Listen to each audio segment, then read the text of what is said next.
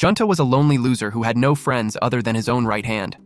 The guy was so ignored by the world that he had already lost any hope of achieving anything in life. But everything changed when the hottest girl in school got interested in him and wanted to be with him.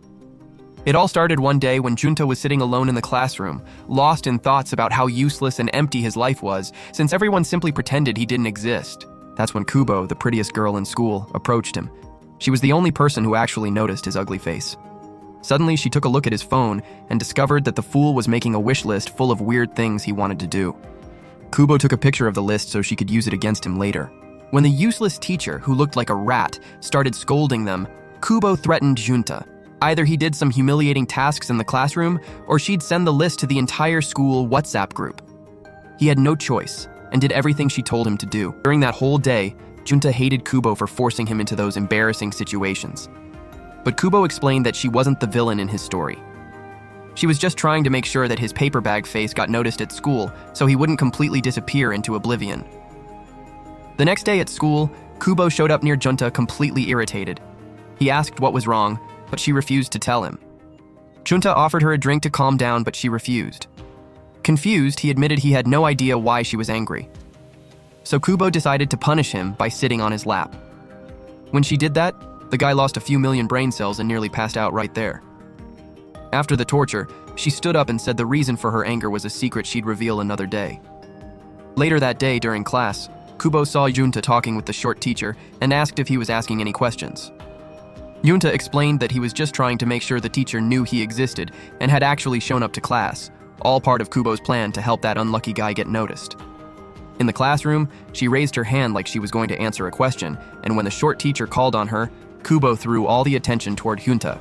The two spent the rest of the day answering questions in class as if they were ChatGPT. At the end of the day, Kubo asked for Junta's messenger ID so she could talk to him later, but before the ugly guy could give it to her, two random students invited Kubo to lunch, and she left, ditching Junta behind. Right after that, Junta got home and remembered that the new Call of Duty game had been released that day.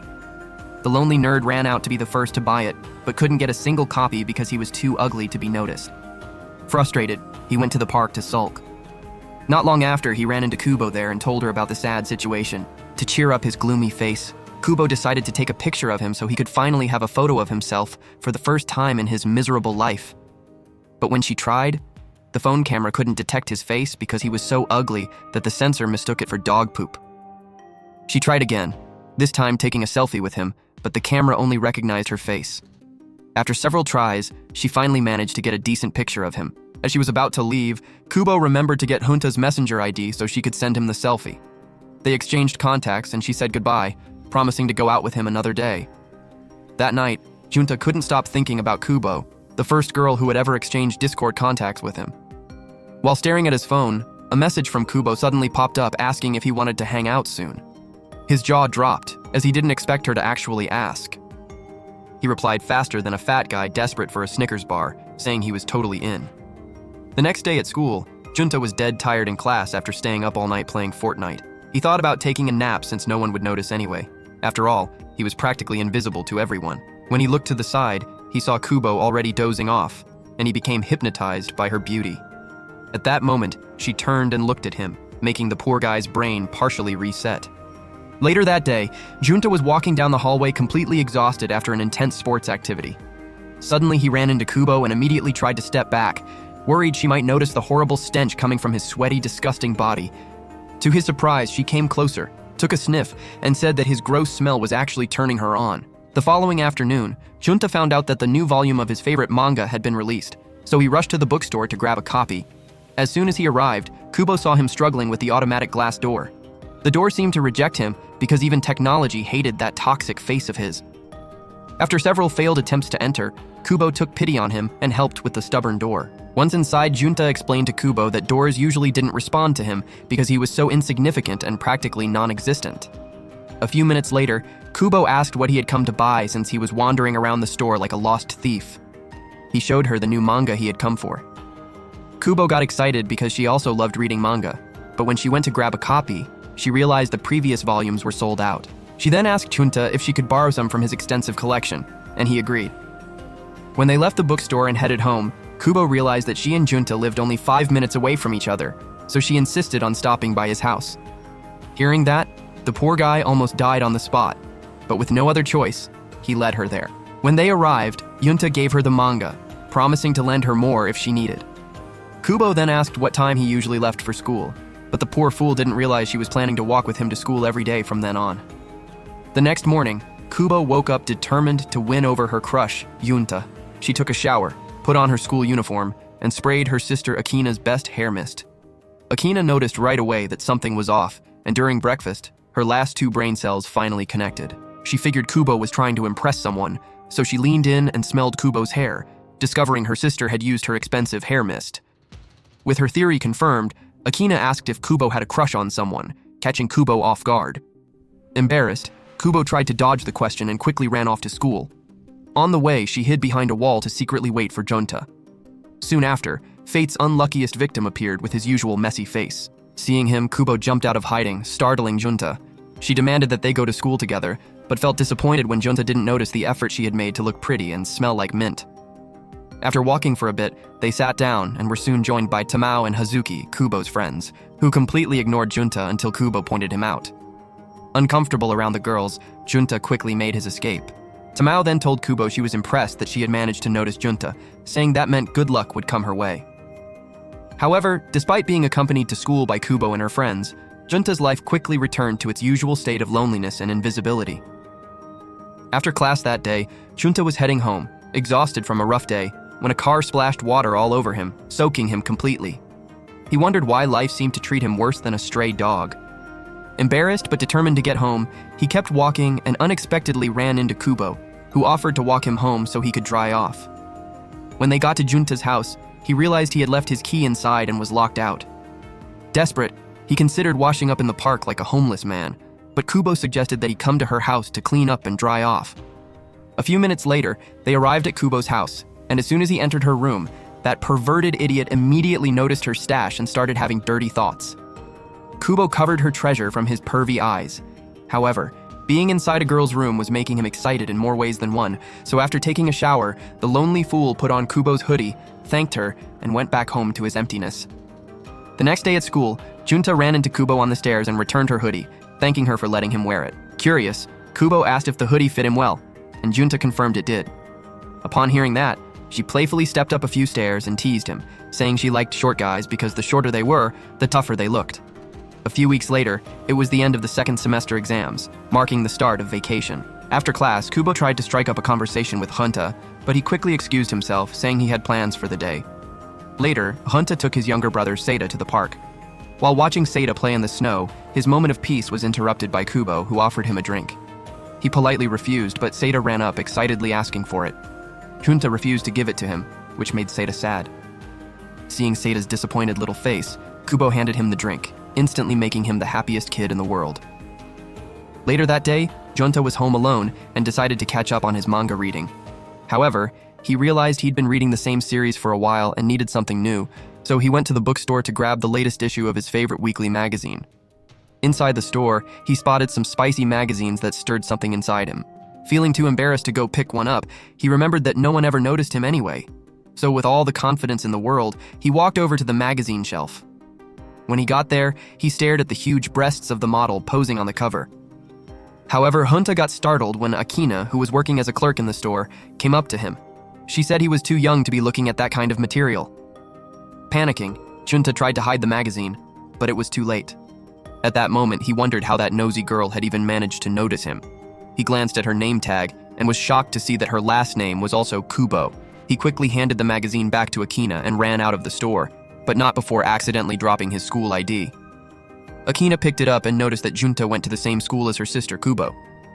That night, she brought the ID home and showed it to Kubo, describing the owner as a gross and creepy guy she'd caught staring at the giant boobs of magazine models. Upon seeing the ID, Kubo's mood immediately dropped as she realized her crush liked curvy women instead of her own figure, which was flatter than an ironing board. The next morning at school, Kubo returned Junta's student ID, and he was surprised, wondering how she'd gotten it. She revealed that her sister had found it at the bookstore, making Junta realize that the troublemaker who caught him there was actually Kubo's sister. Kubo then bluntly asked if he liked girls with big boobs, and before he could even answer, she walked away, calling him a weirdo. Later that day in class, Kubo reminded Junta about his promise to go out with her, so he asked her to pick a date. She chose Christmas Day for their outing. When Christmas arrived, Junta went to the train station for the date, but couldn't find Kubo at first. He waited, and soon Kubo arrived, grabbed his hand, and handed him a present she'd bought, saying it was his Christmas gift. She said it was his Christmas present and demanded they exchange gifts, but the fool explained that the kind of gift he wanted was one that could fix his ugly face. Still, Kubo insisted that he buy her a gift, but the guy was completely broke, so she literally had to shove him into the store. After several hours, Junta came back with a glove and apologized for being a cheapskate, since that was all he could afford. However, Kubo wasn't like those gold diggers on social media, so she accepted the humble gift and said she liked it. The next day at school, Junta, whose fashion sense was atrocious, wore socks of different lengths and felt embarrassed about how they looked, thinking it would make him seem stylish, like Kanye West. At that moment, Kubo and her friends entered the classroom talking about Valentine's Day.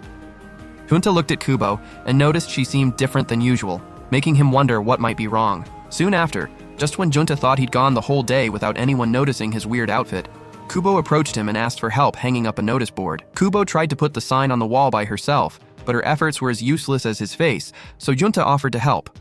But when he tried to hang the sign, he couldn't because he was shorter than Kevin Hart, so he tried using a chair. That's when Kubo noticed his strange fashion sense, which made Junta embarrassed.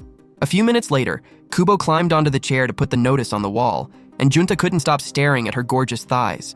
Kubo immediately noticed him staring and called him a creepy pervert, so Junta tried to explain, but quickly started having technical difficulties. Soon after, Kubo invited Junta to grab a coffee at the convenience store, which caught him off guard. Later, they went for coffee, and Junta thought about having some meat buns instead. A few hours later, as they were heading home, Kubo asked if Junta wanted to try her coffee, but he refused. However, she insisted on trying his meat, which shocked him. But before he could say anything, Kubo swallowed a piece of it. Weeks later, on Valentine's Day, in order to get close to girls, all those hopeless losers tried to win them over with fake kindness. However, for Junta, Valentine's Day was just another boring and ordinary day since, as a single guy, he had no girl to call his own. He had a history of being forgotten by everyone, but on this particular Valentine's Day, he received an anonymous chocolate gift under his desk and wondered who thought it was worth giving him something. At that moment, he immediately thought of Kubo, since she was the only girl in the world who'd ever noticed his pathetic existence. Soon after, Kubo approached Junta, and he asked about the sudden chocolate gift, but she denied it. Meanwhile, the day before Valentine's Day, Kubo had tried making chocolates with Akina, which was a total disaster because she was a Gen Z girl who didn't know how to cook. On the 99th try, she finally managed to make a decent chocolate bar. Seeing the chocolate, Akina assured her that whoever was going to receive it was really lucky since she'd made it with love, which left Kubo embarrassed. On the other hand, in Junta's room, he kept wondering who could have been responsible for giving him that chocolate bar. The next day at school during lunch, Junta, who had been eating in random hidden spots around the school because of his invisibility problem, decided to eat outside for a change. When he sat down to enjoy his lunch, he unexpectedly ran into Kubo, who insisted on joining him. When Junta opened his lunchbox, Kubo peeked inside and noticed he'd brought a fancy international-style meal.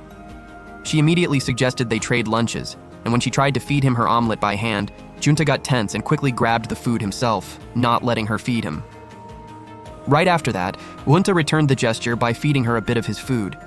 The eager, naughty way she ate it awakened Junta's senses, and the guy went from anime to manga mode. Later that day, in the school cafeteria, Kubo was hanging out with her friends when the conversation drifted to relationships. Tamao noticed that Kubo had been glowing lately and curiously asked if she had a crush on someone. Kubo was caught off guard by the question, but after the girl's relentless teasing, she finally admitted that yes, she did have a crush on Junta. The revelation shocked the girls, who couldn't believe that Kubo, of all people, would fall for a useless nobody who was literally insignificant and invisible to the world. However, Kubo couldn't stand hearing them mock her feelings and firmly told them to keep their filthy opinions to themselves. She hated that they were making fun of her Prince Charming and ordered them to shut their dirty mouths. She revealed to them that his invisibility actually turned her on. Seeing how serious she was, Hazuki teased Kubo playfully, asking how she'd react if she saw her interesting crush talking to another girl. The question left Kubo momentarily speechless. The next day, Junta arrived early at school, thinking he was the first one there, only to find Kubo already in the classroom. She insisted that they sit together and listen to some children's songs. After enjoying a few tracks from Kubo's phone, she playfully demanded that they listen to music from Junta's phone too. The request caught him off guard, since his playlist was full of old, crappy blues from the 80s, not exactly the kind of music he thought would impress her. Several weeks later, Junta decided it was time to give a gift to whoever had anonymously given him the Valentine's chocolate. Assuming Kubo, being as clever as she was, might know who the mystery person was, he picked out a present from a store and gave it to her, hoping she could help him deliver it to the right person. Kubo was surprised that this dense, brain-dead guy couldn't use his neurons to figure out that she was the one who had given him the Valentine's gift. Keeping her composure, she promised to help him find the right person to give it to. In the weeks that followed, Junta began to notice something strange. Normally, whenever he dropped his wallet or ID, everyone around would ignore it, but recently, whenever he dropped something, people actually started noticing and picking it up for him. On that particular day, he dropped his handkerchief, and a blue-haired girl picked it up and handed it back to him. When Junta looked at her, he couldn't help but think that her flat curves looked just like Kubo's.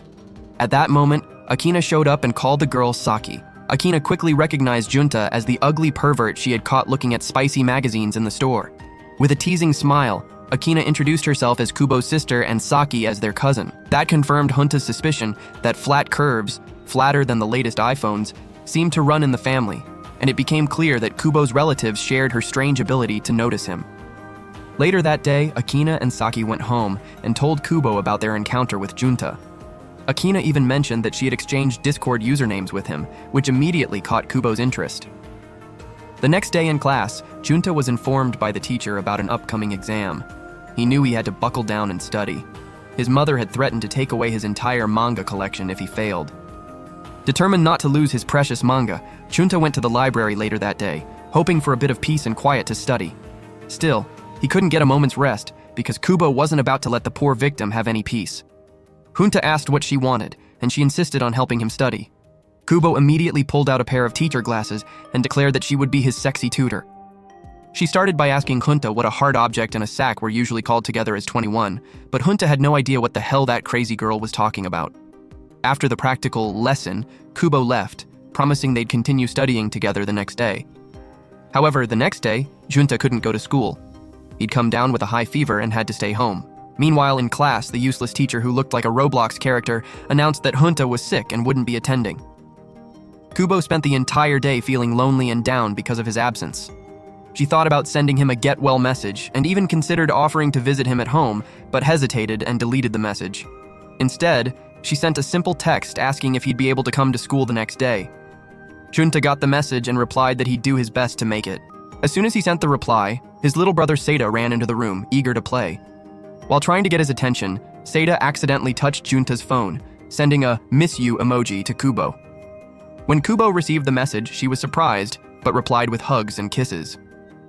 The next day, Junta, now recovered, arrived at school and found Kubo, who got dizzy at the sight of his hideous face and nearly fainted. She insisted on going to the school infirmary, and as they walked, Junta, worried about her health, held her hands and said he wanted to go with her, which made Kubo excited. When they reached the infirmary, they couldn't find the crazy nurse, so Junta helped Kubo onto the bed and covered her with a blanket. As he was about to leave to look for the useless nurse, Kubo grabbed his hands and thanked him, making him instantly climax in his pants. A few days later, Junta was thrilled that he'd managed to pass his final exams, meaning his video games wouldn't be confiscated. While thinking about that, Kubo appeared and asked why he was so happy. He immediately thanked her for helping with his tutoring, and she replied that they should do more of that together in the future. However, Junta said they'd probably end up in different classes in the new school year, and when Kubo agreed, the miserable idiot realized that the period in which Kubo had found him was about to come to an end. Moments later, Kubo pulled out an umbrella and asked Junta if he'd brought one, but he said he didn't need it since the forecast predicted rain only later that night. Kubo thought that was perfect and suggested they do an experiment. If they shared one umbrella, would other people notice them? Junta instantly dismissed the idea, claiming he'd get noticed, and walked away. However, it suddenly started raining, and Kubo saw it as the perfect chance to carry out the experiment. She immediately handed him the umbrella, offering to run home through the rain herself. But seeing her walk off in the rain made him uncomfortable, so he quickly ran after her, and the experiment began. As they walked home under the rain, he thought he had to make sure their shoulders weren't touching, but soon realized it looked like a couple's thing, so he suggested they take a quiet route where they were unlikely to be seen together. After they turned onto the street, Junta felt relieved they'd avoided being spotted, but Kubo suddenly pointed out that they'd been alone the whole time and asked if he'd done that on purpose, leaving him embarrassed. They parted ways afterward, and as soon as Kubo got home, Akina told her that Saki would be visiting on Saturday. Fast forward to Saturday. While Saki was walking through town, Junta noticed her struggling with some heavy bags and offered to help carry them. Meanwhile, Kubo grew worried at home because Saki was taking too long to return, so she rushed out to look for her. As Saki and Junta walked together, she asked what his relationship with Kubo was, whether he was her boyfriend or best friend, but the guy said they were just classmates. Saki concluded that meant they weren't close and proudly mentioned that she and Kubo were so close, they called each other by their first names. Saki then said she was sure he didn't even know Kubo's first name. Junta defended himself, saying he did, so Saki challenged him to say it. Kubo found them at that moment, and Saki told her, so Kubo joined in, asking Junta to call her by her first name, which he eventually did shyly. The following week, while in class, Junta got bored as the short elf in front of the room lectured, so he decided to take apart his pen to kill time. However, he lost the spring and immediately felt like an idiot under Kubo's watchful eyes. She asked why he did something so childish and stupid, and he replied that he was just curious to see how it worked. He claimed he'd be fine without a pen for the rest of the day, but was shocked when the elf soon assigned classwork that required a red pen. Kubo offered him her feminine pen and told him not to let intrusive thoughts take over again. Later, after class, while some students commented that it was their last day together as a group, Junta simply left the classroom in silence like the loner he was. Later that night, Kubo and her friends had a pajama party and decided to waste all their screen time during the break. Junta and his little brother, who looked like a piglet, went grocery shopping for their mom. Meanwhile, since Saki and Kubo were also planning a picnic, they decided to prepare lunch. But Kubo excluded herself from the cooking plans because the only thing she knew how to boil was water, which made Saki sad. However, Saki held Kubo's hands and said it would be fine, even if the only thing Kubo did was eat her food. They also went to the market, and while picking out the necessary ingredients, Kubo saw Junta and his gross, chubby-cheeked little brother and immediately went over to them, patting Seida's head when she found him. Saki quickly joined them too, and as soon as Seida saw her, he got shy since it was the first time he'd seen someone pretty after living so long among hideous creatures like himself. Akina, loving what she was seeing, soon joined them as well and asked Junta to help them carry the groceries since he looked like an expert at it. Then, she invited Junta and his brother to the picnic they were having the next day, and he accepted. Akina then slyly asked Kubo, who had earlier said she wouldn't cook, if she was still unwilling to cook as she'd claimed before, leaving her speechless. When they got home, Kubo was the first to head into the kitchen and start trying to prepare lunch on her own, but the idiot didn't even know how to chop onions. Saki soon joined her and tried to teach, but Kubo accidentally cut herself, making Saki sad. She told Kubo to let her handle making the hamburger steaks alone. Kubo felt guilty, sitting there like a girlfriend who'd just been dumped, but Akina quickly stepped in and gave her a motivational coach-style lecture about learning from mistakes. She then begged Saki to let Kubo do it herself while she helped, making Kubo's eyes light up. Kubo approached them and told Saki she really wanted to make the hamburger steaks. After that, they prepared them together, and Kubo cooked the steak so well on her first try that it would have made Gordon Ramsay look like an amateur. The next day, everyone met up for cherry blossom viewing and started eating lunch. Seida turned bright red when his new acquaintance began feeding him, and while everyone was eating, Junta noticed the hamburger steaks but couldn't reach them. So he decided to settle for what was in front of him, not wanting to look greedy. However, Kubo noticed this and served him a portion, surprising him. While Kubo waited for him to taste it, as soon as he did, he praised how delicious it was, making her blush. Meanwhile, Akina, who had been watching them the whole time while frying her liver, stood up and approached Junta to start flirting with him. The idiot pretended he wasn't enjoying it, but a man's body doesn't lie. Kubo got angry and stormed off, while Junta felt like he had messed everything up. He went after her, and his little brother, noticing there had been a fight, told him to make up with her. However, when he tried, Kubo just said it wasn't even his fault. But the guy knew better than to believe women when they said things like that, so he got sad and lowered his head. Seida immediately ran over to get Kubo and asked her to make up with his older brother, who looked like he was about to cry. She went up to him and said it really wasn't his fault, even though Junta still believed he had ruined everything. They made up and went back to the other two, holding hands. A few weeks later, Junta started his second year, and his miserable, lonely life continued with no one noticing him. Soon he arrived in class and, shocked, discovered that he and Kubo had been placed in the same class again, with her seat right next to his. Kubo was thrilled that they were desk neighbors for another year, but suddenly remembered that there wouldn't be any class changes in their third year, which meant they'd be together until graduation. However, the guy was so shy that he kept staring out the window the whole time, thinking that even though no one usually noticed him, Kubo always found him and teased him, something he'd never thought would be possible. Meanwhile, Kubo met up with her airheaded friends, who were celebrating being in the same class again. They asked about Junta, wondering if he had been placed in a different class since they hadn't seen him anywhere, but Kubo replied that he was in their class too, shocking them with her crazy Junta detection skills. Later that night, when Kubo got home, Akina asked about her first day in the new class, and she replied that Tamao and Hazuki were in the same class as her. However, Akina asked more about Junta, leaving her wondering why her sister was so concerned about him. But Akina replied that Junta was the only other classmate she knew besides Tamao and Hazuki. The next day at school, the short elf of a teacher announced that everyone would be choosing student committees. Hearing that, Kubo asked Junta which committee he'd pick, but he replied he'd just take whatever was left since the teacher wouldn't notice him anyway, being the miserable version of the invisible man. She then mentioned that he'd been on the environmental committee the previous year, surprising him that she had noticed. She said the flower beds he'd been watering had become the school's seventh wonder because everyone thought they bloomed even though no one took care of them, shocking Junta. The guy briefly considered ending it all because of how useless his existence felt. Meanwhile, the gloomy teacher suddenly asked if anyone wanted to join the environmental committee since he was the advisor that year, but no one raised their hand. He stood there speechless and almost started crying. However, Kubo suddenly volunteered, making him rush over to her excitedly. He then asked if any boys would join, and Kubo instantly declared that Junta had raised his hand, even though he hadn't. He asked why she did that, and she said she had always admired him the previous year when he watered those wet flowers and that she wouldn't mind if he watered her flower too. Later, after class, a few idiots started gossiping that Junta must have joined the environmental committee because of Kubo, but a guy named Pseudo defended him, telling them that Junta had been on the committee the year before too, surprising Junta, who was watching from afar, that someone else had noticed him. After that, everyone went to the lab, where Junta realized he was in the same group as Kubo and Pseudo. He soon noticed Pseudo had forgotten his eraser, so he thought about giving him one of the 5 he had, but was too shy to speak up. Kubo noticed this and immediately set him up, which led to Junta and Pseudo starting to talk. Pseudo revealed that he had wanted to talk to him, saying he had also taken care of flower beds the previous year, but all his plants had withered, unlike Junta's, which had bloomed. He said he'd wanted to ask Junta what his secret was, but had looked for him all year and could never find him. When they came back from the lab, Junta thanked Kubo for starting his conversation with Pseudo, since it was the first time he'd actually enjoyed talking to someone else at school besides her.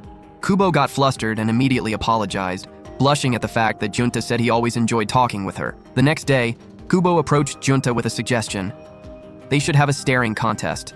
Though hesitant, Junta agreed. Kubo ended up winning, and her excitement overflowed as she declared that, as the loser, Junta would have to greet her first thing in the morning the next day.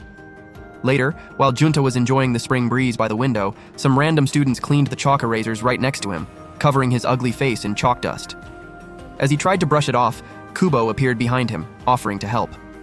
Although Junta tried to refuse, Kubo stepped closer and gently dusted the chalk out of his hair, making his heart race. She then commented on how thick his hair was and invited him to touch hers, which he did after a moment of hesitation. Turning to face him, Kubo asked what hairstyles he preferred on girls. Junta replied that as long as the style suited the girl, he liked it. Unsatisfied with his vague answer, Kubo pressed further, asking which style would look best on her. As she started listing options, Junta timidly admitted that she looked pretty with a ponytail, then awkwardly walked away. Afterward, Kubo kept wondering if she should wear a ponytail to school the next day. Later in class, the short, ugly teacher informed the students that physical exams were scheduled for the next day, advising them to be prepared. After the announcement, while Junta was adjusting his chair, he wondered if he had grown taller over the past year. At that moment, Kubo approached him, and he thought she was about to say the opposite of what he expected. However, she surprised him by asking if he had grown. Junta was caught off guard by the question and explained that, aside from his family, no one had ever noticed or mentioned his growth before, so her observation surprised him. Kubo then placed her hands on her chest and asked if he thought she had grown too, but he could clearly see she was still as flat as a highway. She then suggested they check their heights by standing against a wall and using a ruler to measure. After measuring his height, Kubo asked him to hold the ruler while she took his place. When she stood in front of him, Junta couldn't help but notice the difference in their heights. Kubo saw the expression on his face and asked what was on his mind, but before Junta could escape, embarrassed, she grabbed him, saying she knew he'd try to run away. The idiot proved her right by instantly bolting like Usain Bolt. As he ran off, he realized he still had the ruler and decided to return it the next day. The next day, as promised, Junta met Kubo and returned the ruler before leaving. Before the physical exams, Kubo suggested that Junta lend her his hoodie so they could finally settle who was taller. Later in the gym, Tamao quickly noticed that Kubo's hoodie looked way too big on her. However, Kubo lied, claiming it was an old hoodie that belonged to her sister. At that moment, two girls walked by, and Kubo overheard one of them mentioning how she liked wearing her boyfriend's hoodie because it carried his scent. Curious, Kubo discreetly took a moment to sniff Junta's hoodie. A few days later, while Junta was discreetly keeping an eye on Seda during his first solo shopping trip, Akina bumped into him. She pointed out that he didn't need to be so cautious since no one would notice him anyway.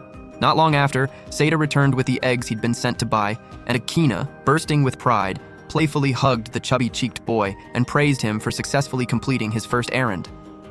She then reminisced about Kubo's first time, sharing how Kubo had come home crying after tripping and breaking the eggs she was supposed to bring back. Akina said she had comforted Kubo until she calmed down and advised Junta to do the same if Kubo ever needed it. That night, Akina shared the story with Kubo, reminding her of that day, which made Kubo start to pout. Akina gently patted her head to comfort her, and casually mentioned how much better it would be if someone she liked did that instead. Kubo went silent, prompting Akina to tease her by asking who came to mind, but Kubo, blushing, refused to answer. A few days later, Junta was completely absorbed in an ad about the upcoming movie adaptation of his favorite manga. His focus was broken when Kubo suddenly approached him. Startled, Junta explained that he'd been lost in thought about the film, to which Kubo surprised him by suggesting they go watch it together. On the day of the outing, they took the subway, which was so packed that Junta had to shield Kubo from being crushed. Kubo felt guilty because people kept bumping into him, seemingly unaware of his presence. After getting off the train, 3 guys approached Kubo, asking her out while completely ignoring Junta. Noticing Kubo's discomfort, Junta hesitated, trying to figure out the best way to step in. Finally, he moved closer to her and spoke up, catching the guys off guard. They wondered how the hell he had suddenly appeared out of nowhere, as if he'd come from another dimension. But Junta calmly told them he'd been there the whole time while they were hitting on Kubo. One of the guys asked if they were dating, and just as Junta was about to deny it, Kubo grabbed him and announced that he was her boyfriend. The guys, clearly surprised, quickly backed off, wishing Junta luck. After they left, Kubo thanked him and admitted she'd been a little scared. When they arrived at the mall, they noticed all the best seats were already taken. Kubo suggested waiting for the next showing, saying she didn't mind staying late since it meant more time with him. To pass the time, they decided to explore the mall, starting with a visit to a cafe. When Junta ordered coffee, Kubo commented that it made him look mature, different from her usual childish persona, and decided to order the same. When he asked if she'd ever tried coffee before, she admitted she hadn't. Junta suggested she might prefer juice, but when she started pouting, he gave in and placed the order. While he considered adding sugar and cream, Kubo noticed he was drinking his black and decided to do the same. Unfortunately, she found the taste disgusting and tried his drink, only to realize they tasted identical. Feeling bad about her first coffee experience, Junta got up to add sugar and cream to both drinks. Afterward, they went to the arcade before checking out a clothing store. While shopping, Kubo noticed that the movie was about to start, so they ran to the theater. After the movie, Kubo mentioned that Junta's expressions had changed during the film, something that rarely happened. He explained that he tried not to smile at school because he worried that if someone noticed him, it would be when he was smiling alone. Junta admitted he didn't want to be remembered as the guy who smiled by himself, but Kubo reassured him, saying that no matter what expression he wore, she could always understand him perfectly. Later that night, after walking her home, Kubo asked if he'd like to go out with her again, and he agreed. They promised to meet again before Junta headed home. The next day, after class, Kubo and Junta found themselves alone in the classroom. Since Junta mentioned he hadn't watched the TV show from the night before, Kubo decided to make him take a psychological test. The first question asked how he'd scream if he were in a dream, to which Junta replied he'd probably just yell, "Moo." Kubo teasingly pointed out that it wouldn't be the best reaction if he were being chased by a bear. The next question asked how many flowers he could see blooming, and he answered just one. His answer surprised Kubo, making Junta worry that he'd said something stupid. However, Kubo reassured him, explaining that it symbolized that he'd be loyal to one person for his whole life. Junta wasn't sure whether to be happy about the idea of dating someone or worried that his tendency to go unnoticed might stop him from ever finding that person. Kubo then suggested they find another question to answer together. Junta browsed online and found one asking how many kittens they could see playing in a room. Junta's answer was 1, while Kubo, being a cat lover, said she saw many. When they looked up the meaning, both were stunned to find out it represented how many children they wanted to have. Embarrassed by the revelation, Kubo quickly apologized, saying she had to go home early, and ran out of the room. A few days later at Kubo's house, she noticed Akina about to have some coffee. Kubo asked if she could have some too. However, Akina said she was still too young for coffee. Kubo then revealed that she'd already tried coffee before. Surprised, Akina asked when that happened, and Kubo mentioned it was on the day she went out. Akina clearly remembered that day because Kubo had been indecisive about her outfit and had even accepted her offer to do her hair. Right before leaving the house, Kubo had asked if her clothes looked weird, and Akina couldn't help but wonder who had made her usually confident little sister act so shy and cute. Back in the present, Akina said that even though she was happy her sister was growing up, it also made her feel a bit lonely since Kubo used to follow her everywhere when they were younger. Kubo reassured her, saying that even as she grew up, she still admired her sister and liked to imitate her. She then playfully grabbed Akina's coffee cup and ran to her room. The next day at school, Yunta's stomach growled loudly, catching everyone's attention. Noticing that, Kubo offered him a chocolate bar. When he took it, he noticed she'd written a birthday message on it. Junta was surprised and asked how she knew it was his birthday. Kubo confessed she'd seen it on his student ID the day her sister had found it. She then handed him a second chocolate bar that had a note telling him to check inside his wallet. When he looked, he found a small gift box. Inside was a cute pink figurine. As he held it, he stayed silent, making Kubo worry he didn't like the gift. However, Junta thanked her and asked when her birthday was. After she told him, she jokingly asked if she should expect a gift from him. He replied that she shouldn't get her hopes up, which made her smile. She then promised to give him another gift next year. Junta admitted that no one usually did anything special for his birthday, so he was genuinely happy that she had. As Junta walked home, he couldn't help but wonder why Kubo was the only one who seemed to notice him. Meanwhile, Kubo watched him from the classroom window, reflecting on the first time she'd become aware of his existence. It had been through Tamao's middle school yearbook, where she mentioned that Junta was so unnoticeable that people often overlooked him completely.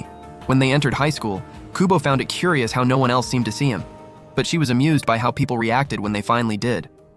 After being seated next to Junta in class, Kubo saw an opportunity to start a conversation with him. His shy response intrigued her, and from that moment on, she made sure to interact with him every single day. Will Kubo and Junta ever end up dating?